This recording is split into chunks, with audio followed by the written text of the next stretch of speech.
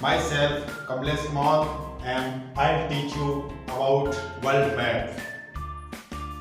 Today we will study about world. ये जो आपके फ्रंट में जो मैप नजर आ रहा है वो है वर्ल्ड का मैप। इसका मैप है वर्ल्ड का मैप। और ये जो आप देख रहे हैं सामने ग्लोब, ये जो ग्लोब है इसको यूं समझ लो पीछे के हिस्से से या तो यहां से या फिर यहां से काट के किसी ग्लोब के हिस्से को आपको यहाँ पे फ्लैट चिपका देना है, यूं समझ। तो आज हम इस डिजिटल क्लास में इस वर्ल्ड मैप को पढ़ेंगे और वर्ल्ड मैप में आपको जो नजर आ रहे हैं ये जो लैंड पॉइंट है, लैंड ये हैं कॉन्टिनेंट्स। और जो आपको ब्लू कलर नजर आ रहा है, ब्लू वाटर बॉडीज, ये अपने ओशन है, वाटर पानी। और इसके अंदर मैन आपको रट्टे कुछ नहीं मारने, केवल समझना है, अंडरस्टैंडिंग करना है। How many total continents? There are 7 continents. कितने होते हैं total? 7। First of all Asia 1, Africa 2, North America 3, 4, Antarctica 5, Australia Europe 6 और Australia 7। How many total continents? 7 continents. अब आपके मन में क्वेश्चन आएगा कि इनमें सबसे बिगेस्ट लार्जेस्ट बड़ा कॉन्टिनेंट कौन सा है? तो सबसे बड़ा कॉन्टिनेंट जो है वो है एशिया। अब ये आपको सामने नजर आ रहा है कि बड़ा है, सबसे ज्यादा बड़ा, तो ये सबसे बिगेस्ट। अब सेकंड नंबर पे कौन सा? उसके बाद में सेकंड नंबर पे है अफ्रीका। कौन सा है? अफ्रीका। और थर्ड नंबर पे जो आएगा वो है नॉर्थ अमेरिका। आपको दिख रहा है इसका जो एरिया है वो ज्यादा है, और यहाँ पे इस अफ्रीका का ज्यादा है। और थर्ड नंबर पे आता है नॉर्थ अमेरिका। उसके बाद में अपने आता है साउथ अमेरिका। उसके बाद में है अंटार्कटिका मानी, जो कि यूरोप से थोड़ा सा बड़ा है। उसके बाद में 6 नंबर पे यूरोप और 7 नंबर पे है ऑस्ट्रेलिया। ऑस्ट्रेलिया सबसे स्मॉलेस्ट कॉन्टिनेंट है। Which is smallest continent? Australia. और आपको एक चीज और बता देता हूं, जो ये ग्लोब के बीच में से जो लाइन आ रही है यहाँ पे, इस पार्ट को और इस पार्ट को अलग अलग करनी है। कौन सी लाइन है वो? You can say equator. Which line is? Equator. जो अपन ने इसका किया है ना क्लासिफिकेशन, ये इसका किया एरिया वाइज, और एक होता है पॉपुलेशन वाइज, जनसंख्या के आधार पे। जनसंख्या के आधार पे कौन सा बड़ा है, कौन सा छोटा है, कौन सा सबसे बड़ा है, सेकंड नंबर पे कौन सा है, थर्ड नंबर पे कौन सा है, वो हम पढ़ेंगे।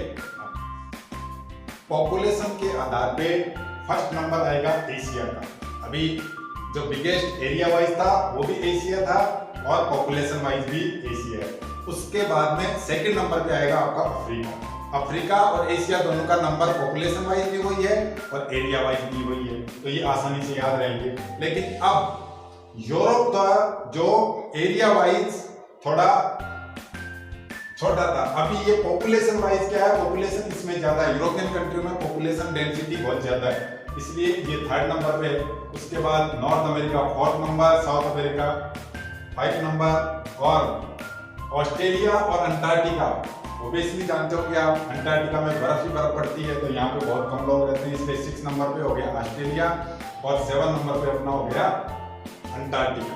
तो अपन ने पढ़ा है area wise and population wise. तो पॉपुलेशन वाइज सबसे बिगेस्ट हो गया एशिया महाद्वीप, एशिया कॉन्टिनेंट। कॉन्टिनेंट मीन्स होता है महाद्वीप। और सबसे स्मॉलेस्ट, सबसे छोटा जो पॉपुलेशन वाइज है, जिसकी डेंसिटी सबसे कम है, वो है अंटार्कटिका। क्यों है? यहाँ पे बर्फ ही बर्फ है, तो बर्फ में कोई रहता नहीं है, इसलिए इसकी डेंसिटी सबसे कम है। अब हम पढ़ेंगे ओशंस। जो आपको इसमें नजर आ रहा है ब्लू कलर वाटर बॉडीज, ये टोटल वाटर ही water, 75% of water. Total earth का 75% ऑफ वाटर। एंड जो सबसे बिगेस्ट ओशन है, ओशंस मीन्स महासागर, पैसिफिक ओशंस, कौन सा है ये? प्रशांत महासागर। जो एरिया वाइज, डेप्थ वाइज सबसे बिगेस्ट है वो है पैसिफिक ओशन, प्रशांत महासागर। उसके बाद में सेकंड है अटलांटिक ओशन, ये आता है आपका सेकंड नंबर पे। ये अटलांटिक पूरा है, यहां से यहां तक टोटल, ये भी अटलांटिक महासागर कंप्लीट, अटलांटिक ओशन। ये एरिया वाइज सेकंड नंबर पे आता है। उसके बाद में है अपने इंडिया के नीचे इंडियन ओशन, इंडियन ओशन जिसको आप हिंदी में कह सकते हो हिंद महासागर, हिंद महासागर, इंडियन ओशन, ये आता है अपने थर्ड नंबर पे, थर्ड। उसके बाद में आता है फोर्थ नंबर पे आर्कटिक ओशन, आर्कटिक ओशन ये आता है फोर्थ नंबर पे। और उसके बाद में अंटार्कटिका के पास में जो आता है ये है फिफ्थ नंबर पे, ये ओशन अंटार्कटिका महासागर, ये फिफ्थ नंबर पे। तो इनमें थोड़ा सा डिफरेंस ये है, एक चीज यहाँ पे जो आपका पैसिफिक ओशन नजर आ रहा है, यहाँ देखो ये पैसिफिक ओशन है, पैसिफिक, और यहाँ पे भी पैसिफिक ओशन है। हमने शुरू में चैप्टर स्टार्ट करते ही आपको मैंने बताया था ग्लोब दिखा के कि ग्लोब को बीच में से काट के आपको दिखा रहे हैं। तो आपके सामने ये जो पैसिफिक ओशन है, यही पैसिफिक ओशन उस साइड में था, ग्लोब के एक साइड में पैसिफिक ओशन। जैसे ये ग्लोब आपके सामने पड़ा, इसके पीछे वाले हिस्से में ये देखो दक्षिणी प्रशांत महासागर, और ये दक्षिणी और उत्तरी, ये भी थोड़ा आपको अगले चैप्टर में क्लियर बता देंगे। अभी तो आप इसको इतना समझ लो कि जो पीछे से काटा है ये आपका हिंद महासागर, ये इंडिया के नीचे जो नजर आ रहा है ये पूरा हिंद महासागर था, और ये अंटार्कटिका अटलांटिक महासागर। और इसका जो पूरा आएगा, ये जो महासागर डिटेल में पढ़ेंगे, उसके बाद में डिग्री वाइज ये उत्तरी क्यों है, दक्षिणी क्यों है, ये आपको अगले चैप्टर में थोड़ा आगे और डिटेल में बता देंगे। प्रशांत महासागर, आपको ये ध्यान में रखना है। तो ये जो ड्राइंग आपके सामने नजर आ रहा है, मैप, नक्शा, ये ग्लोब को काट के ही है। आपकी जो पृथ्वी है, अपना अर्थ जो है वो जस्ट लाइक एप्पल से गोल टाइप में है, तो ये आपको काट के यहाँ पे दिखाया गया है। इसके अंदर आपको ये आपके ओशन कंप्लीट हो गए। तो इसमें ज्यादा कुछ ट्रिक नहीं लगानी है। प्रशांत महासागर सबसे बड़ा है, उसके बाद अटलांटिक महासागर, इंडियन ओशन, हिंद महासागर, पैसिफिक ओशन, ये दोनों एक ही है। और कई कई जगह इसमें आपको यहाँ पे लिखा हुआ मिलेगा साउदर्न, SOUTHERN, सदर्न ओशन या साउदर्न ओशन, ये आपको लिखा हुआ मिल जाएगा। तो ये आपका ओशन भी कंप्लीट हो गया। तो ओशन कितने हो गए? 5। How many total oceans? 5 oceans. अब लेटीट्यूड एंड लॉन्जिट्यूड, जो मेन अपने इसके अंदर जो लाइनें हैं, पैरेलल लाइनें, देखो इसमें इक्वेटर के पैरेलल लाइनें चल रही है, ये वाली लाइन, ये कहीं आपस में मिलते नहीं है, ये सीधी सीधी चलती है, ये भी सीधी। ये 5 लाइन इसमें मेजर अपने को याद करने की होती है। कौन कौन सी है मेजर 5 लाइन? एक तो हो गया आपका इक्वेटर, जिसको आप हिंदी में कह सकते हो भूमध्य रेखा, और दूसरे आपकी इधर लाइन हो गई है ट्रॉपिक ऑफ कैप्रिकॉर्न, जिसको आप हिंदी में कह सकते हो मकर रेखा। और इस साइड में इक्वेटर के ऊपर जस्ट ये है Tropic of Cancer, Tropic of Cancer, कर्क रेखा, ये हिंदी में आपने सुने होंगे, कर्क रेखा, भूमध्य रेखा, मकर रेखा। और उसके ऊपर जो एक लाइन चल रही है, ये जो आर्कटिक, देखो इसके इधर से ओशन के पास से जा रही है, ये आर्कटिक के पास में है, इसलिए इसका नाम हो गया आर्कटिक सर्कल।